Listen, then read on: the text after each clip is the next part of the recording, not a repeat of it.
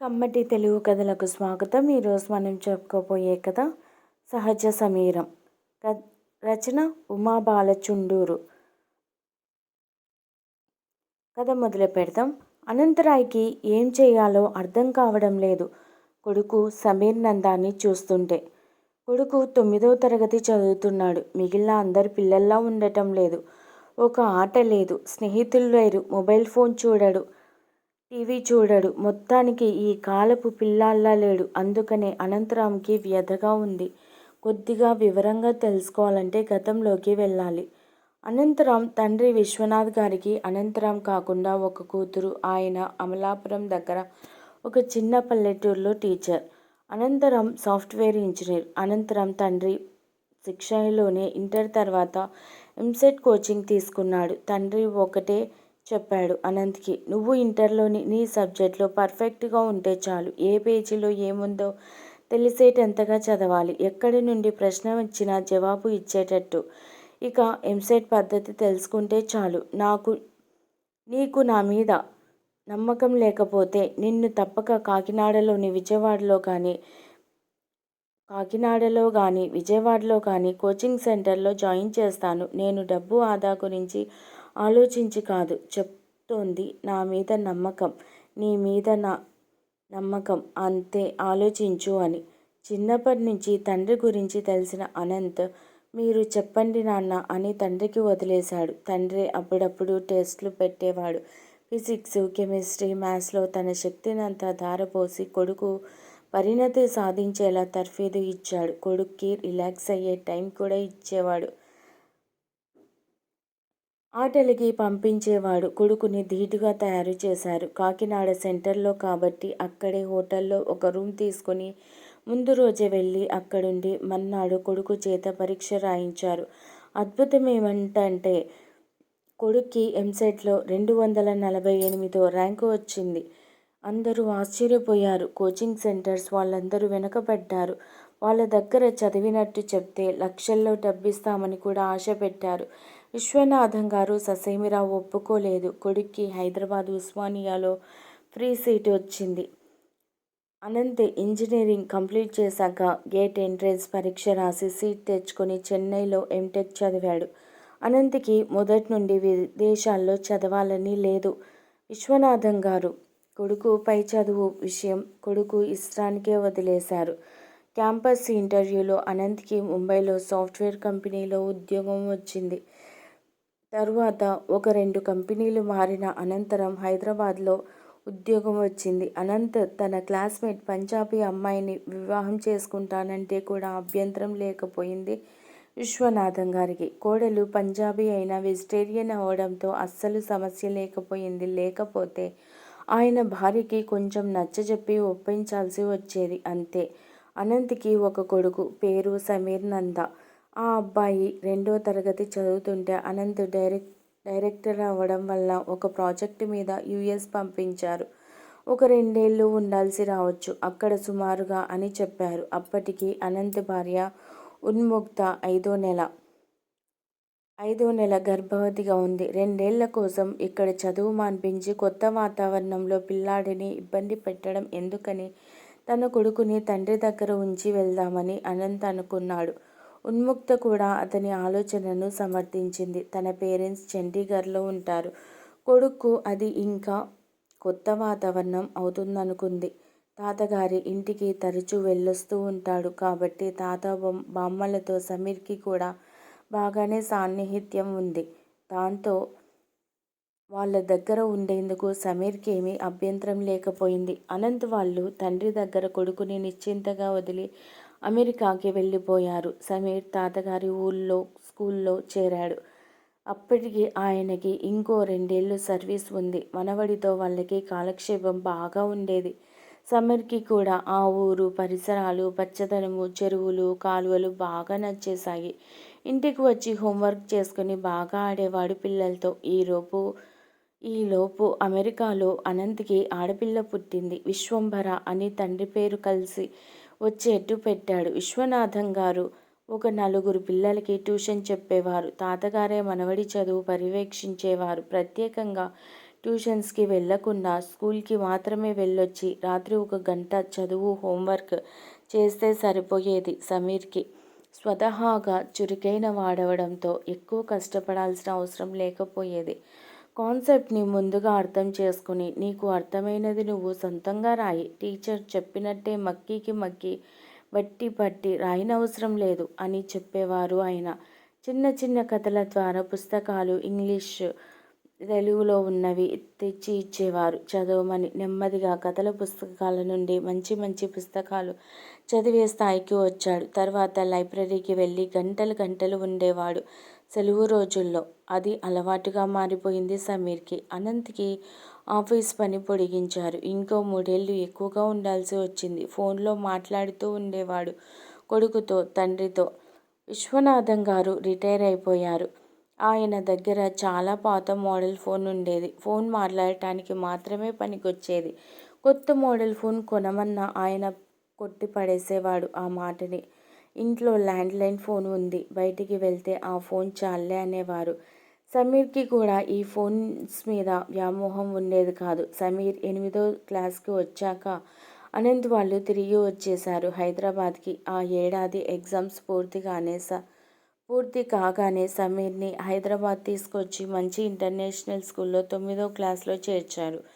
School వాళ్ళు పెట్టిన ఎంట్రన్స్లో టాపర్గా రావడం, అనంత్ ఉన్న పొజిషన్ బట్టి సమీర్కి ఈజీగానే సీటు వచ్చేసింది. తండ్రిని తన దగ్గరికి వచ్చేయమంటే ఆయన ఇంకొంతకాలం పోయాక వస్తాంలే అని చెప్పారు. ఆయనకి ట్యూషన్స్, స్నేహితులతో కాలక్షేపం బాగానే అవుతుంది. ఒక పల్లెటూరులో దగ్గరగా ఒక 6 ఏళ్ళు ఉండి రావడం వల్ల సమీరే ఇంకా ఇక్కడ స్కూల్ వాతావరణానికి పిల్లలకి అలవాటు పడలేదు. స్నేహితులు ఎవరూ ఏర్పడలేదు. ఎలా తెలిసిందో, ఒక ఆదివారం తండ్రి బయటికి వెళ్ళినప్పుడు అబిడ్స్ వెళ్ళి అక్కడ రోడ్డు పక్కన అమ్మే సెకండ్ హ్యాండ్ పుస్తకాలు అన్నీ చూసి కొని తెచ్చుకున్నాడు. తండ్రి అలా ఎందుకురా, మామూలు షాప్కు వెళ్ళి కొనుక్కోవచ్చుగా అంటే, లేదు నాన్న, నాకు ఫలానా పుస్తకం కొనాలనే ఐడియా లేదు. అక్కడికి వెళ్ళి అన్నీ చూస్తూ పాత పుస్తకాలు కొనుక్కోవడం నాకు చాలా బాగుంది అన్నాడు. ఎలా వెళ్ళావు? ఎంత దూరం? కారులో వెళ్ళలేదట కదా అంటే, సిటీని చూసి చాలా ఏళ్ళైంది కదా, ఒకసారి అంతా చూడాలనిపించింది. మెట్రోలో కొంత దూరము, ఆర్టీసీ బస్సులో కొంత దూరము, నడుచుకుంటూ కొంత దూరము వెళ్ళాను. అలా జనాల్ని చూసుకుంటూ వెళ్తే బాగుంది. వచ్చేటప్పుడు క్యాబ్లో వచ్చేసాలే అన్నాడు. అనంత్ ఏమీ మాట్లాడలేకపోయాడు. ఏ రచయిత పుస్తకాలు బాగుంటాయో తండ్రికి చెప్పేవాడు సమీర్. తెలుగులో శ్రీశ్రీ, తిలక్ ఇష్టమనేవాడు. శ్రీశ్రీ కవితలు కొన్ని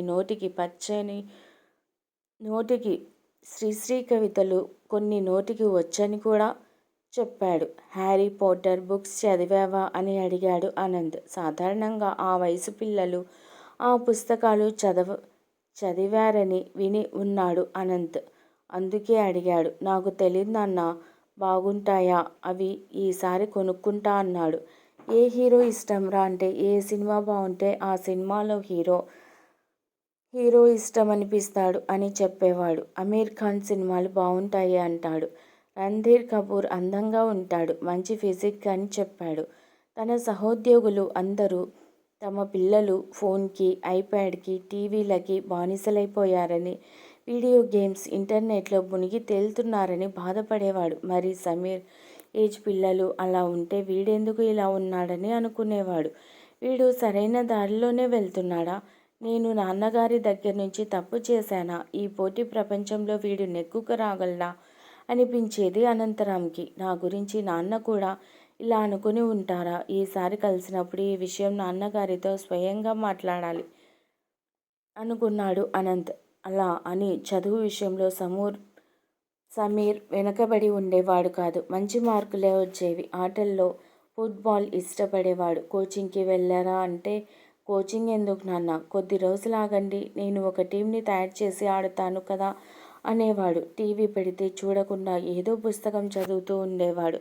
ముఖ్యంగా ఆగస్టు 15కు, రిపబ్లిక్ డేలకు స్కూల్లో జరిగే ఏ సెలబ్రేషన్స్కి వెళ్ళేవాడు కాదు. ఎందుకురా అంటే, అబ్బా, ఎండలో చాలాసేపు నిలబడాలి నాన్న, హాయిగా ఇంట్లో కూర్చొని ఒక బుక్ చదువుకుంటే హాయిగా ఉంటుంది నాకు అంటాడు. స్కూల్లో ఏ ప్రోగ్రామ్స్లో పాల్గొనకపోవడం వల్లనో ఏమో ఆ రోజుల్లో స్కూల్కి వెళ్ళకపోయినా టీచర్లు గమనించడం లేదేమో అనుకునేవాడు అనంత్. స్విమ్మింగ్ నేర్చుకోరా అంటే, నేర్చుకోవడం ఏంటి నాన్న, నేను తాతగారి ఊళ్ళో కాలువల్లో ఈత కొట్టాను, నేను 4వ క్లాస్లో ఉండగానే నేర్చుకున్నాను అన్నాడు. ఒకరోజు తోటమాలితో మాట్లాడుతుంటే చూశాడు సమీర్ని. తర్వాత ఎప్పుడో మాలిని అడిగాడు అనంత్. ఏమంటున్నాడు మా అబ్బాయి అని. అనంత్కి అందరి దగ్గర నుండి కొడుకు మీద అభిప్రాయం తెలుసుకోవాలని ఉంటుంది. మా పిల్లలు ఏం చదువుతున్నారని అడిగాడండి బాబుగారు. నేను చెప్పాను, గవర్నమెంట్ స్కూల్లో బాబు, అక్కడ వీళ్ళే శ్రద్ధగా చదువుకోవాలి, టీచర్లు అంతగా పట్టించుకోరు, మాకేమో వాళ్ళేం చదువుతున్నారో తెలియదు అని.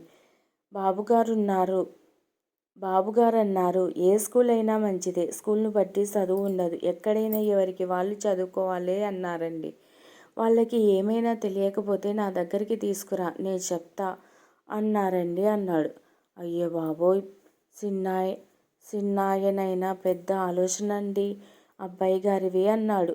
అనంతకైతే సమీర్ తెలుగు సినిమాల్లో ముది మాటలు మాట్లాడే బాలనటుడిలా అనిపించాడు. నాన్న, నాకు అది కావాలి, కొనవా అని అడుగుతాడేమో అని చూసేవాడు అనంత్. ఏమీ అడిగేవాడు కాదు. అదేంటో ఇవన్నీ చూసి అనంత్కి దిగులు పట్టుకుంది. సైకాలజిస్ట్ని కలుద్దామా అన్న ఆలోచన కూడా వచ్చింది. కానీ తమాయించుకున్నాడు. భార్యతో చెప్తే ఆమె అతని మాటలు కొట్టిపడేసింది. నాతో బాగానే మాట్లాడతాడు, స్కూళ్ళ విషయాలన్నీ చెప్తాడు, విశ్వతో ఆడతాడు, నందు విషయంలో నాకేమీ భయం లేదు, వాడికి హిందీ వచ్చు, పంజాబీ అర్థం చేసుకుంటాడు, మా అమ్మా నాన్నలతో కూడా కొంచెం కొంచెం మాట్లాడతాడు, తెలుగు ఇంగ్లీష్ ఎలాగూ వచ్చు, వాడు బాగానే ఉన్నాడు, చిన్నవాడు, వేరే వాతావరణంలో అడ్జస్ట్ అవ్వడానికి టైం పడుతుందిలే, నువ్వు ఎక్కువగా ఊహించుకోకు అనేసింది. ముక్త అంతే, అన్నీ తేలిగ్గా తీసుకుంటుంది అనుకున్నాడు అనంత్. ఇలా ఉండగా ఒకరోజు అనంత్కి స్కూల్ ప్రిన్సిపల్ ఫోన్ చేసింది, ఒకసారి వచ్చి కలవమని. అప్పటికప్పుడు ఆఫీసులో చెప్పేసి భార్యని తీసుకుని మరీ వెళ్ళాడు అనంత్. కొడుకు గురించి ఏం చెప్తారో అని ఆందోళనగా ఉంది అనంత్కి.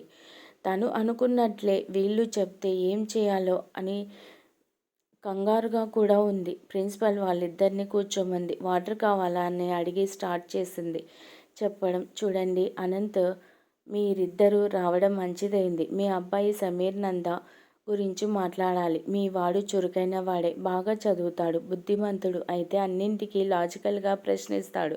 టీచర్ డిటెక్ట్ చేసింది. రాయడు, ఎగ్జామ్లో తను ఓన్గా రాస్తాడు. ఏ ప్రశ్నకైనా ఆన్సర్ అడిగితే తప్పు రాశానా టీచర్ అని అడుగుతాడట. తప్పు కాకపోయినా అందరూ ఒక పద్ధతిలో ఉంటే ఇతనొక్కడు వేరేలా ఉండటం ఏంటి? అసలు ఈ ఎగ్జామ్స్ ఎందుకు టీచర్ అంటాడట. ఒక్క రోజులో చదివి పాస్ అవ్వచ్చు, ఒక్క వారం చదివితే ఫస్ట్ క్లాస్లో కూడా పాస్ అవ్వచ్చు, వీటి ద్వారా ఎలా డిసైడ్ చేస్తారు స్టూడెంట్ ఎబిలిటీని అంటాడట. మీరు ఇయర్ అంతా అన్ని టెస్ట్లో పర్ఫార్మెన్స్ బట్టి నెక్స్ట్ క్లాస్కి పంపించండి.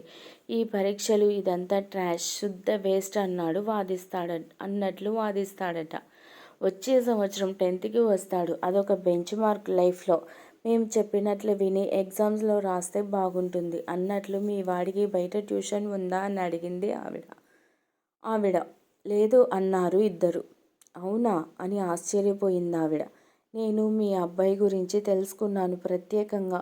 ఇండిపెండెన్స్ డేకి రాడు, రిపబ్లిక్ డేకి రాడు, ఏ స్కూల్ ఫంక్షన్కి రాడు, వేరే యాక్టివిటీస్లోనూ పార్టిసిపేట్ చేయడు అంటూ ఫిర్యాదు. క్లాస్ టీచర్ వచ్చింది ఈలోపు. ఆమెని అడిగారు క్లాస్లో ఎలా ఉంటాడని. ఆమె ఏమీ కంప్లైంట్గా చెప్పలేదు. పాఠాలు శ్రద్ధగా వింటాడట, సందేహాలు అడుగుతాడట, ఇద్దరు ముగ్గురితో బాగానే ఉంటాడట, అమ్మాయిలతో కూడా మాట్లాడతాడట. సహ విద్యార్థుల నుండి కూడా సమీర్ మీద ఏమీ కంప్లైంట్స్ లేవని చెప్పింది టీచర్. కాకపోతే తక్కువగా మాట్లాడతాడని, అందరిలా అల్లరి చేయడని కూడా చెప్పింది. అయితే మ్యాథ్స్ చెప్పే టీచర్ని స్కూల్ వాళ్ళు తీసేశారట. అది తెలిసి సమీర్ ఇద్దరు ముగ్గురు అబ్బాయిలతో వచ్చి ప్రిన్సిపల్ని అడిగాడట, ఎందుకు ఆమెను తీసేశారు అని. ఆమెని లీవ్ వేకెన్సీలో తీసుకున్నారట, క్వాలిఫైడ్ కాదట. క్వాలిఫైడ్ కాకపోతే ఏమైంది? బాగా చెప్తున్నారు కదా, మాకు బాగా అర్థమవుతున్నాయి.